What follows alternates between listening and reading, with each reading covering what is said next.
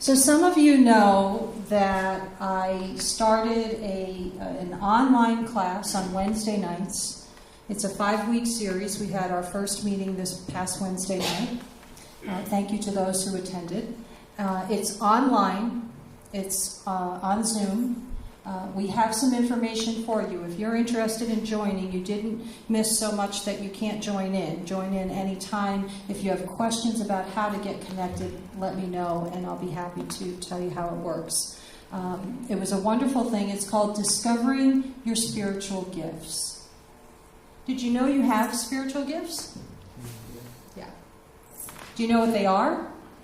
I mean, have you tuned into them as to what they might be? Because there's a lot of choices. There's a lot of choices. One of the things that we've been talking a lot about in my schooling at Unity Worldwide Spiritual Institute is about the fact that a church community is so much more than just a place to go, say your prayers, and then go home. Right? There's a lot more to it. And there's a lot of effort that goes on with just our fellowship time afterwards, and setting up the bookstore, and getting ushers lined up, and prayer chaplains, and speakers. Now that I'm here, it'll be a little bit more regular on your speakers, but everybody has to do something, or else nothing will get done, right? So instead of it being about volunteering, what they call volunteerism, we're going to talk today a little bit more about what it is to have a sacred service ministry. I'm not talking about a Sunday service. I'm talking about sacred service from you, from me, to make this whole thing happen. This is sacred service. And what happens is you take those gifts that are within you and you utilize them, like Shannon with her beautiful music, and Sky with his beautiful piano playing, and June with her amazing ability to set this room up every single week, right? You take those gifts and you allow them to come out and be expressed through you in different ways. So for instance, I'm a bookkeeper, so I'm pretty good at doing bookkeeping, so I can help if there's questions on QuickBooks. Yes? Right? Little things like that. Things that you like to do, things that you're drawn to do, that's what this is all about. That's what sacred service is. What can I give back in order to make this even greater still? I'm always amazed when I come here on a Sunday morning, the energy that is in this room with such a small number of people. So it tells me that the number isn't important. It's the energy, the love, and the joy and the peace that you bring to it that makes all the difference in the world. Right? We had I started a second class online on Saturday mornings. It's a book club. We started on Roman numeral 7. We got to Roman numeral 11. It's a very small book if you look at it. What we're doing is we're reading this book, The Immortal Diamond, and we're going to go paragraph by paragraph by paragraph. And for those of you who are online, would you agree it was a very rich discussion? Absolutely. Right? So we didn't get far in the book, but the discussion was very rich. So at this rate, we'll get through the book next year. And so you can jump in any time if you'd like. Even if you don't have the book, what we're doing is we're reading a paragraph and then we're talking about it. So you can hear the words, you'll see us talking. So feel free to jump in and out if you'd like anytime. We welcome you. But the point of that is that the discussion gets you to thinking about who and what you are, and that will lead you into this conversation about discovering your spiritual gifts. Okay? All right. So let's talk a little bit about spiritual gift possibilities. You know, being in school is very powerful because they give me all sorts of resources that I can just use. I just take it and run with it, right? So, spiritual gift possibilities. Just listen to some of these titles. I'm not even going to give you the descriptions. I'm just going to give you some of the titles.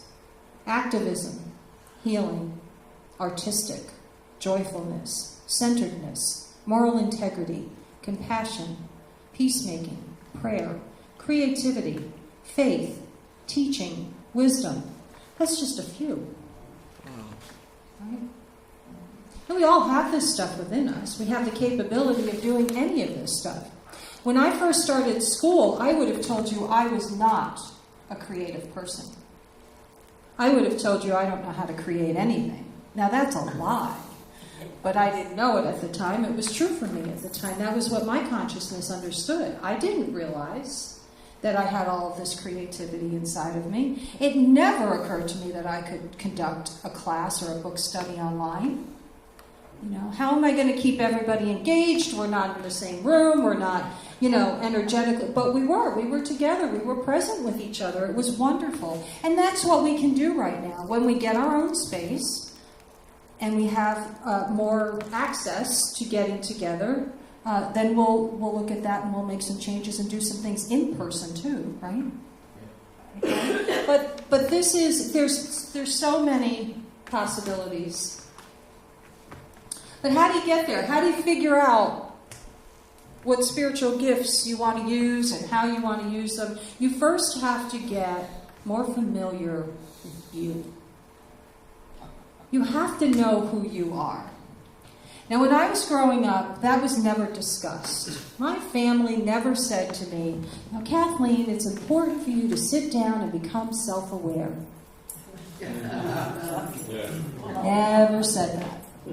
In my family, we got up every morning, we did what we were supposed to do. My father went to work every day, my mother was a stay-at-home mom, I went to school every day, and it felt more like an existence or a survival and not as much living. You know, I kept waiting for when my life was going to happen, was going to start. It had already started. I had already been living, but I was waiting for that day. Okay, when I get married, or when I have a child, or when I buy a house, or when but it never really felt right because I'd hit those milestones and then I wasn't happy and then, all right, well, things will be better when, So the first step in discovering your spiritual gifts is to discover who you are. Certain things like, who are the heroes in your life? So I'm just going to ask you to take a moment to just close your eyes for just a second. If you feel comfortable doing that, you don't have to.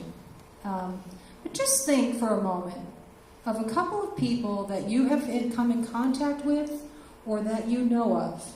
They can be historical, they can be fictional. Harry Potter is acceptable.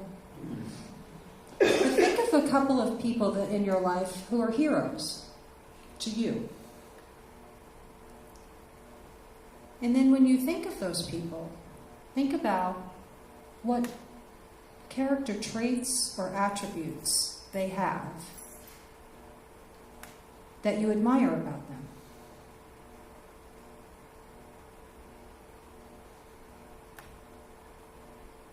Okay. So when you know what those traits are, you can open your eyes whenever you're ready. When you know what those character traits are, you then say to yourself, I have come here to be that character trait that you admire in your hero.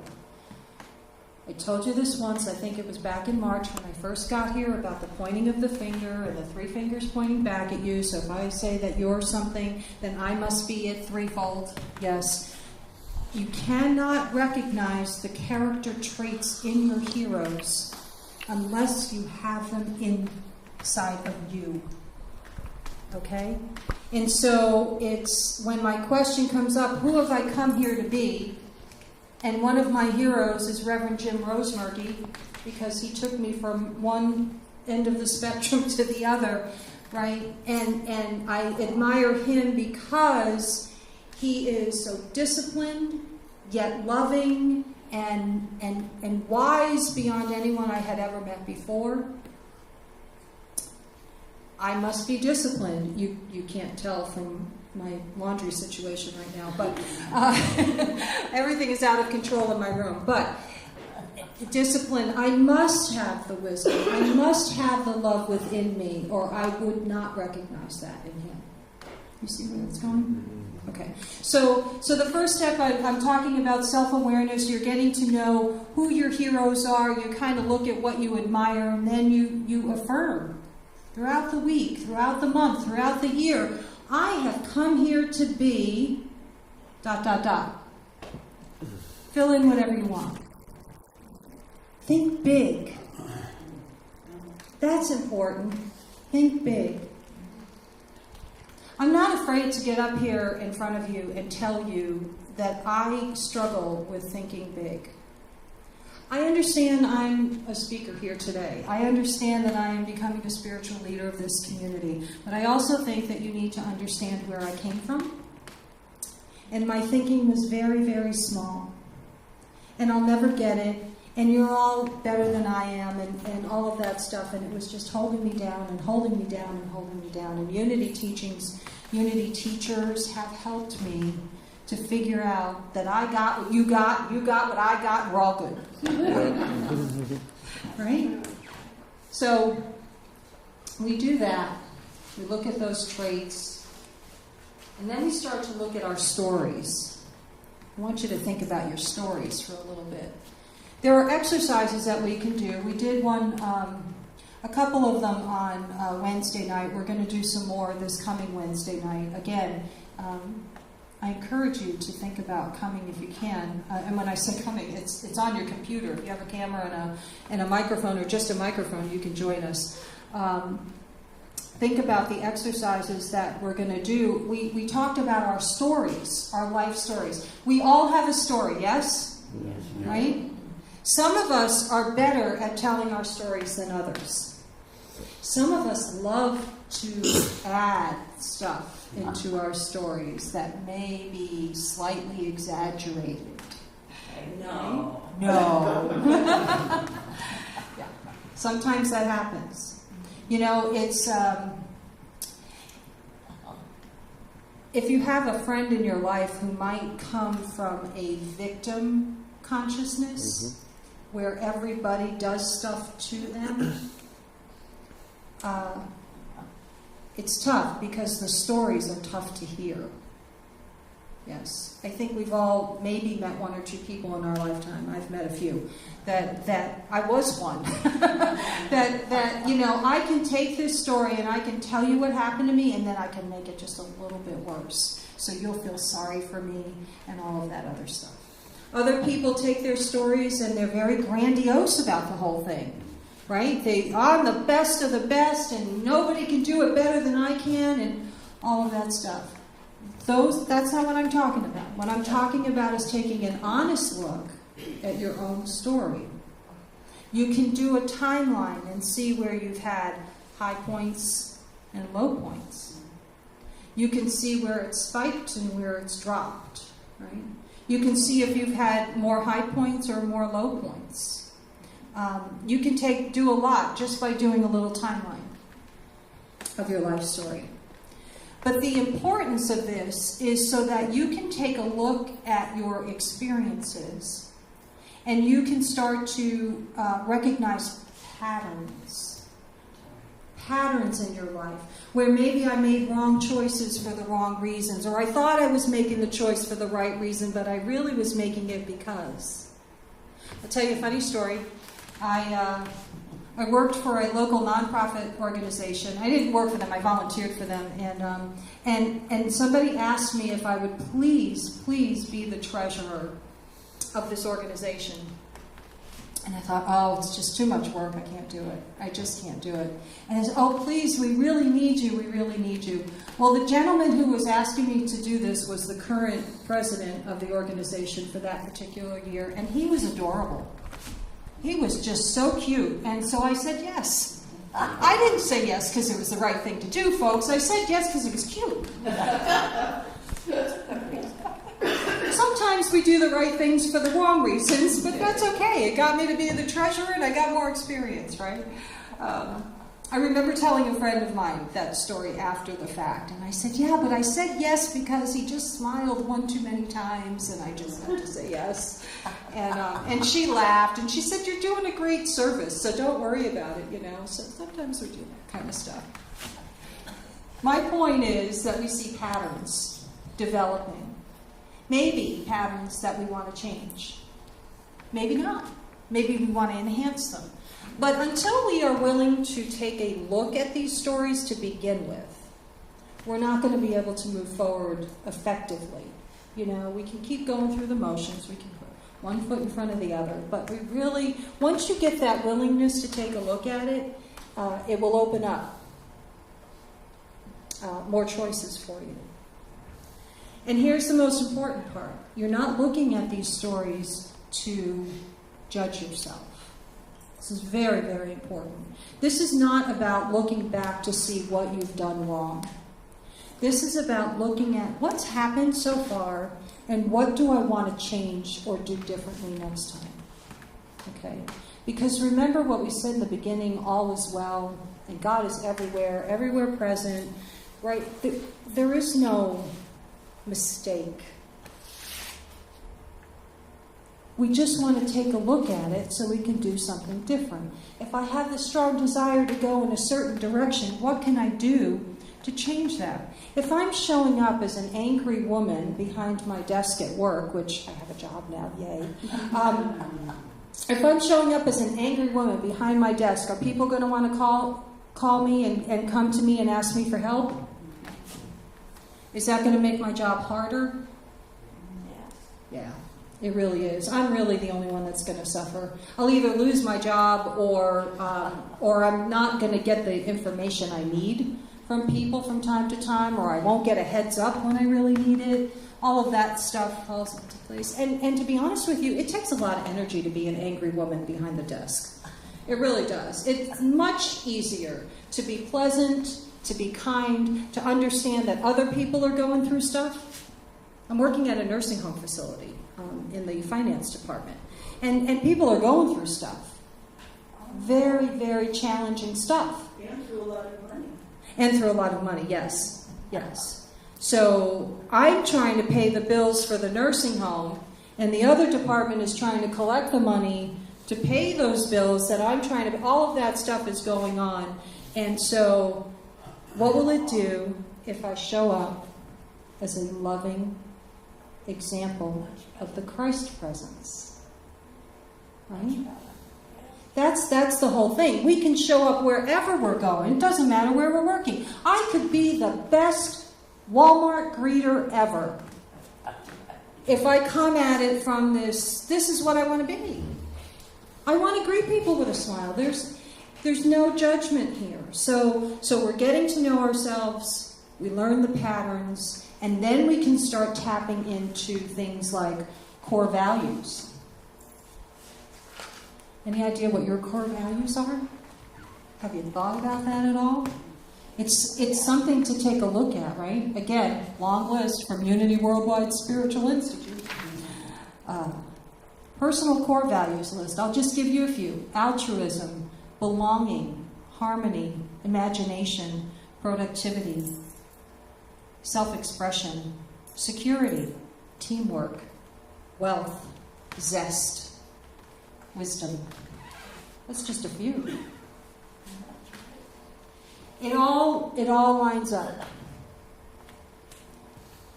I look at my heroes and I see what traits I really admire, and I acknowledge that I have those traits. I look at my stories, I see a theme, and I start to understand myself a little bit better. Again, I caution you, when you start to go down this road, you want to go down the road gently.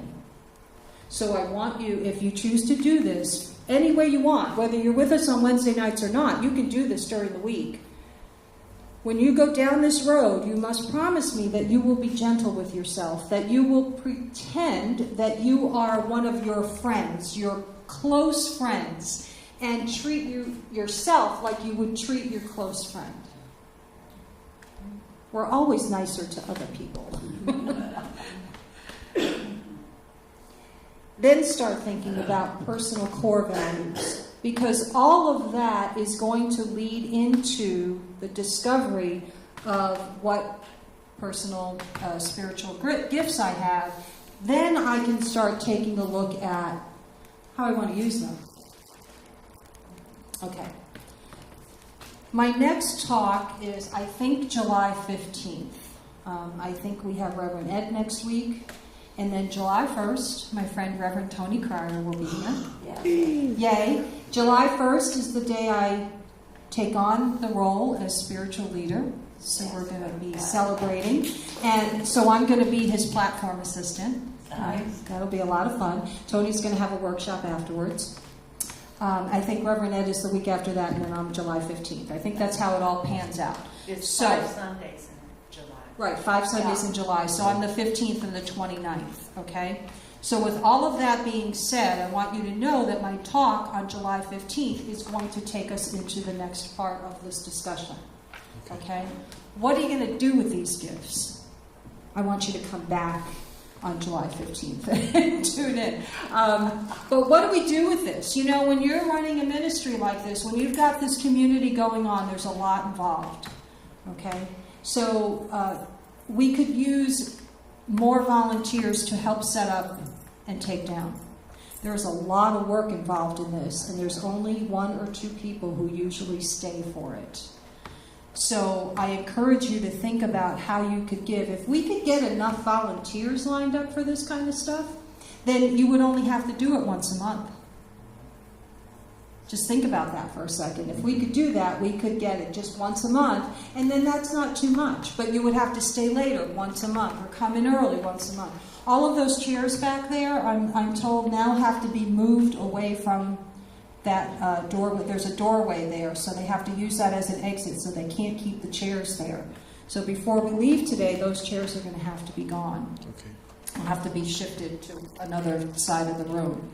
So we need volunteers for that. We need volunteers for the bookstore, right? Jen isn't here every week. We have wonderful volunteers that come and help us out with that. There's all sorts of teams they list here. There's a chaplain team. We can, as we grow, we can form an education team. We can form a hospitality team, a group of people that handle all of this stuff. The website, the welcome team. There's all sorts of places for you. Take your gifts, and if you're using your gifts, then I know that you will feel like you're giving back, but it won't feel like, oh, I have to volunteer today. It's going to feel more like, oh, I get to be there. There's a difference. Are you with me? Yeah. Okay. So join us on Wednesday nights. Or join us on Saturday mornings, because that conversation also talks about us and where we're coming from and values and all of that stuff. It kind of ties in together, believe it or not. The book is The Immortal Diamond, and it's about the fact that that's our true self versus our false self. So join us that way, or come back and let's talk some more in July about how we can utilize this. And I'll share more information from Unity Worldwide. Right? Yeah. So, good. I love you guys. You really do a wonderful job here of getting this Sunday together, and we're going to keep moving into the future. And so it is. Amen. Thank you. Take a couple of deep breaths. With each deep breath, you relax into the chair.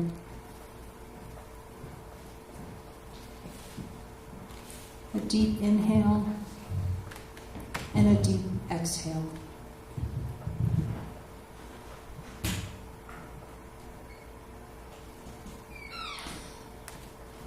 I think about the heroes in my life.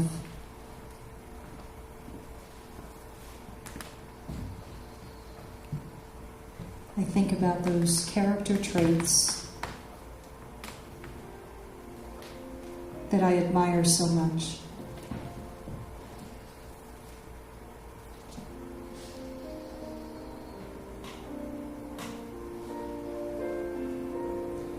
Who have I come here to be?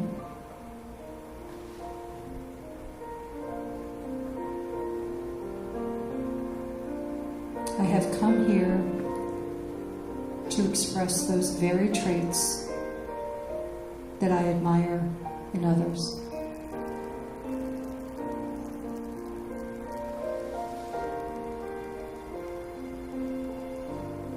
I have come here to be peace.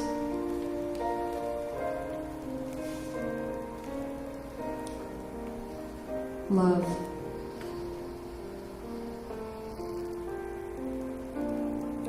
Joy. Harmony. Excitement.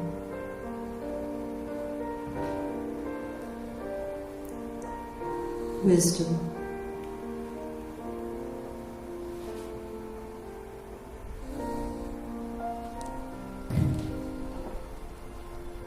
I am willing to look at my life story.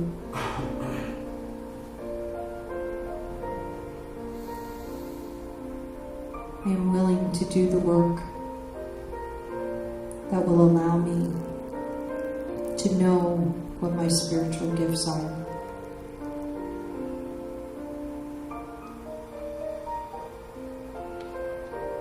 And take these ideas into the silence.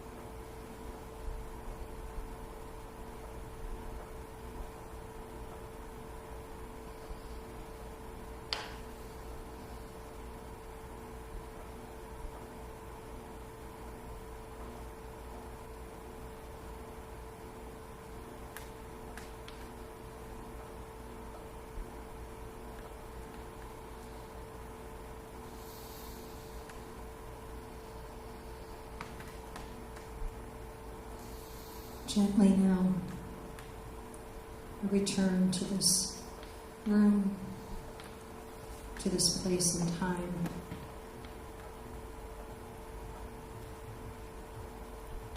Take a deep breath, feeling the chair underneath me.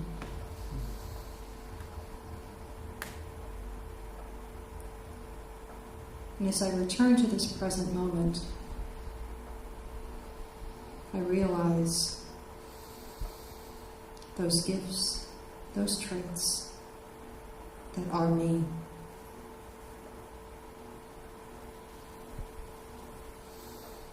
I willingly look forward to utilizing them more and more every day.